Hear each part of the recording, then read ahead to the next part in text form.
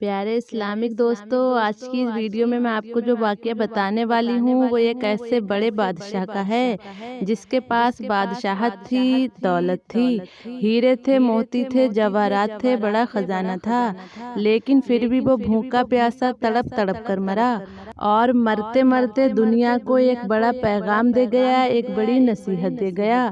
तो ये बादशाह कौन था और इसका क्या अंजाम हुआ, ये क्यों भूखा प्यासा मर गया, ये सब कुछ जानने के लिए आप इस वीडियो को आखिर तक देखते रहिए। एक बादशाह ने अपने मुल्क के लोगों पर जुल्म और सितम करके बहुत सारा खजाना जमा किया और शहर से बाहर जंगल में खुफिया गार में छिपा दिया। उस खजाने की दो चाबियां थीं, एक बादशाह के पास और दूसरी वजीर के पास। इन दोनों के अलावा किसी को भी इस खुफिया खजाने का पता नहीं था। एक दिन बादशाह अकेला सैर के लिए निकला और अपने खजाने को देखने के लिए दरवाजा खोलकर उसमें दाखिल हो गया। खजाने के कमरे में सोने चांदी के ढेर लगे हुए थे, हीरे जवाहरात अलमारी में सजे हुए थे। बादशाह इनको देखकर बहुत खुश हुआ। उसी दौरान वजीर का गुजर उस इलाके से हुआ। उसने खजाने का दरवाजा खुला हुआ देखा तो हैरान रह गया। उसे ख्याल आया कि कल रात जब वो खजाना देखने आया था तो शायद वो दरवाजा बंद करना भूल गया था। इसके बाद वजीर ने जल्दी से दरवाजा बंद करके बाहर से ताला लगा दिया। उधर बादशाह ने जब अपने खजाने को देख लिया तो वापस दरवाजे पर आया, लेकिन ये क्या, दरवाजा तो बाहर से बंद था।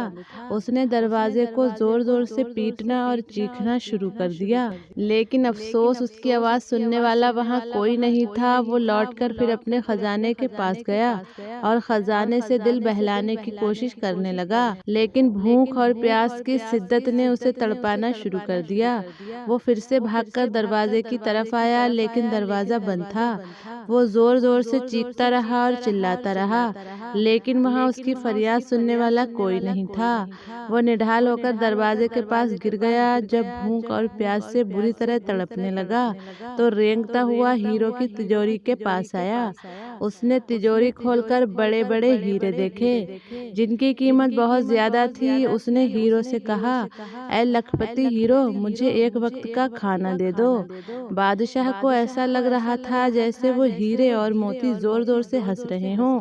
उसने हीरो को दीवार पर दे मारा और फिर रेंगते हुए मोतियों के पास आया और उनसे भीख मांगने लगा कि ऐ मेरे मनपसंद मोतियों, मैंने सारी जिंदगी तुम्हारी निगरानी की है, तुम्हें सजाकर इस गार में बड़े सलीके से रखा है। मैं तुम्हारे पास आकर तुम्हें देखकर बहुत खुश होता था। मैंने सारी दुनिया से छिपाकर तुम्हें रखा था। तुम मुझे बहुत अजीज हो। ऐ मोतियों, मुझे एक गिलास पानी दे दो।